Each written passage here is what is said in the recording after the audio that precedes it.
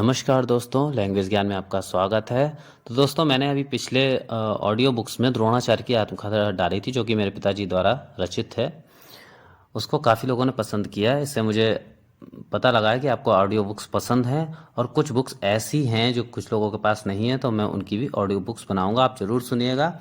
तो आज हमारे पास है स्वामी विवेकानंद की मरणोत्तर जीवन। इसमें अनुवादक हैं पंडित द्वारकानाथ तिवारी, और इसका पूरा पूरा क्रेडिट रामकृष्ण मठ मिशन को जाता है। और ये पुस्तक जो है, जो रामकृष्ण मिशन द्वारा नागपुर द्वारा प्रकाशित की गई है, और इसके प्रकाशक हैं स्वामी ब्रह्मस्थानंद जी। और इसका जो प्रेषक मुद्रक हैं वो Gitanjali press private limited Nagpur. तो पूरा क्रेडिट उन्हीं को जाता है, और मैं उम्मीद करूंगा कि कृपया कोई कॉपीराइट ऐसा मुझे ना भेजें। मैं केवल प्रचार के माध्यम से डाल रहा हूं, और सभी इसको पढ़ सकें, सभी इसको सुन सकें, केवल मेरा उद्देश्य यही है। तो इसका जो वक्तव्य है पहले हम पढ़ लेते हैं। ये प्रथम संस्करण है, जो पुस्तक है मरणोत्तर जीवन।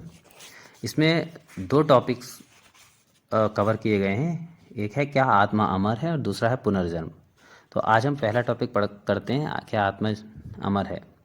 ये पुस्तक जो है स्वामी विवेकानंद जी के मौलिक अंग्रेजी लेख हैं। उन्होंने अंग्रेजी में जो बोला है या लिखा है उसका हिंदी अनुवाद है। इस पुस्तक में स्वामी जी ने पुनर्जन्म के संबंध में हिंदू मत तथा पाश्चात्य मत दोनों की बड़ी सुंदर रूप से विवेचना की है, और इन दोनों मतों की पारस्परिक तुलना करते हुए इस विषय को भलीभांति समझा दिया है कि हिंदुओं का पुनर्जन्मवाद वास्तव में किस प्रकार नितांत तर्कयुक्त है। साथ ही यह भी कि मनुष्य की अनेकानेक प्रवृत्तियों का स्पष्टीकरण केवल इसी के द्वारा किस प्रकार हो सकता है। तो ठीक है, हम स्टार्ट करते हैं।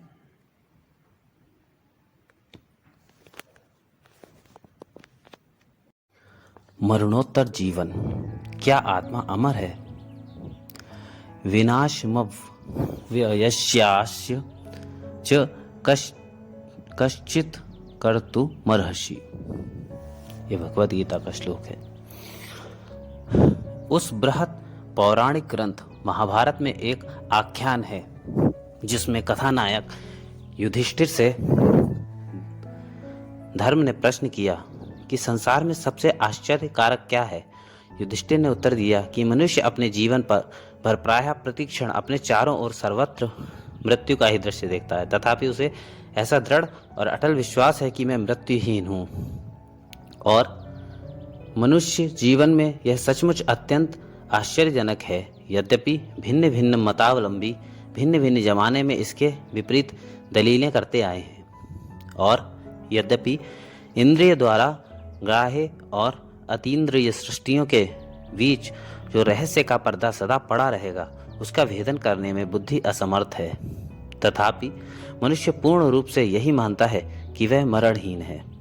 हम जन्म भर अध्ययन करने के पश्चात भी अंत में जीवन और मृत्यु की समस्या को तर्क द्वारा प्रमाणित करके हाँ या नहीं में उत्तर देने में असफल हो रहेंगे। हम मानव जीवन की नित्यता या अनित्यता के पक्ष में या विरोध में चाहे जितना बोलें या लिखें, शिक्षा दें या उपदेश करें, हम इस पक्ष के या उस पक्ष के प्रबल या कट्टर पक्षपाती बन जाएं, एक से एक पेचीदे सैकड़ों नामों का आविष्कार करके क्षण भर के लिए इस भ्रम में पड़कर भले ही शांत हो जाएं कि हमने समस्या को सदा के लिए हल कर डाला। हम अपनी शक्ति भर किसी एक विचित्र धार्मिक अंधविश्वास या और भी अधिक आपत्तिजनक वैज्ञानिक अंधविश्वासों से चाहे चिपके रहें, परंतु अंत में तो हम यही देखेंगे कि हम तर्क की संकीर्ण गली में खिलवाड़ ही कर रहे हैं, और केवल बार बार मार गिराने के लिए मानो एक के बाद एक बौद्धिक गोटियां उठाते और रखते जा रहे हैं।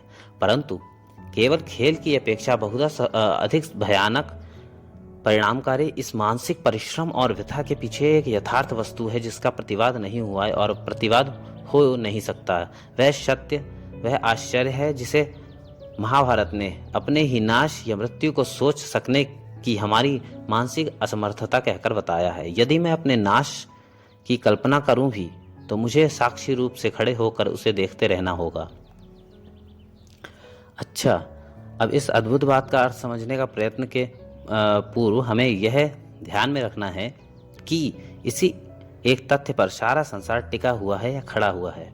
बाह्य जगत की नित्यता का अटूट संबंध अंतर जगत की नित्यता से है, और चाहे विश्व के विषय में वह सिद्धांत जिसमें एक को नित्य और दूसरे को अनित्य बताया गया है कितना ही युक्ति संगत क्यों न दिखे, ऐसे सिद्धांत वाले को स्वयं ही अपने ही शरीर रूपी यंत्र में पता चल जाएगा कि ज्ञान पूर्वक किया हुआ एक भी ऐसा कार्य संभव नहीं है जिसमें कि आंतरिक और बाह्य संसार दोनों की नित्यता उस कार्य के प्रेरक कारणों का एक अंश ना हो। यद्यपि यह बिल्कुल सच है कि जब मनुष्य का मन अपनी मर्यादा के परे पहुंच जाता है तब तो वह द्वंद्व को अखंड ऐक्य में परिणत हुआ देखता है। उस असीम सत्ता के इस ओर संपूर्ण बाह्य संसार अर्थात वह संसार जो हमारे अनुभव का विषय होता है उसका अस्तित्व विषय के लिए होता है, ऐसा ही जाना जाता है या केवल ऐसा ही जाना जा सकता है। और यही कारण है कि हमें विषय के विनाश की कल्पना करने के पूर्व विषय के विनाश की कल्पना करनी होगी। यहाँ तक तो स्पष्ट है, परंतु कठिनाई अब इसके बाद होती है। साधारणतः मैं स्वयं अपने को देह के सिवाय और कुछ हूँ ऐसा सोच नहीं सकता। मैं देह हूँ यह भावना मेरी अपनी नित्यता की भावना के अंतर्गत है, परंतु देह तो स्पष्ट ही उसी तरह अनित्य है जैसे कि सदा परिवर्तनशील स्वभाव वाली समस्त प्रकृति। तब फिर यह नित्यता है कहाँ?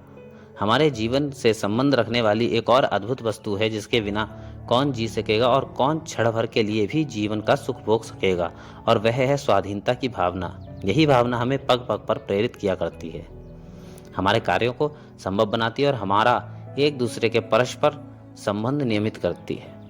इतना ही नहीं, मानवीय जीवन रूपी वस्त्र का ताना और वाना यही है। तर्क ज्ञान उसे अपने प्रदेश से अंगुल अंगुल हटाने का प्रयत्न करता है, उसके प्रांत का एक एक नाका छीनता जाता है और प्रत्येक पद को कार्य कारण की लौह निर्मित श्रृंखला से दृढ़ता के साथ लौह बंधन में कस दिया जाता है। पर वह तो हमारे इन प्रयत्नों को देखकर हंसती है, और आश्चर्य तो यह है कि कार्य कारण के जिस बृहत पुंज के भीतर दबाकर उसका हम गला घोटना चाहते हैं उसी के ऊपर वह अपने को प्रतिष्ठित किए हुए है। इसके विपरीत हो भी कैसे सकता है? असीम वस्तु के उच्चतर सामान्यीकरण द्वारा ही सदैव ससीम वस्तु को समझा जा सकता है। बद्ध को मुक्त के द्वारा ही, सकारण को अकारण द्वारा ही समझा सकते हैं, परंतु यहाँ भी पुनः वही कठिनाई है। मुक्त कौन है? शरीर या मन भी क्या स्वाधीन है?